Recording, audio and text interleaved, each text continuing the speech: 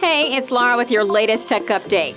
Airports, hotels, cafes, and shopping malls all offer public charging points where you can boost your phone or laptop. But the FBI recently advised us not to use these USB charging ports because of a growing security risk.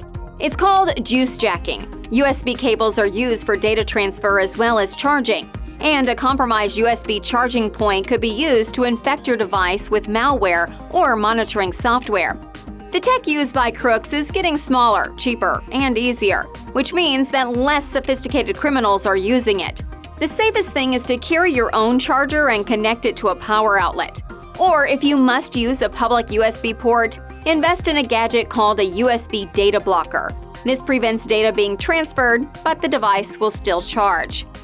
The list of security threats is growing all the time, which is why our experts work so hard to keep our clients one step ahead of the criminals. If you want our protection, get in touch. That's your tech update. More next week.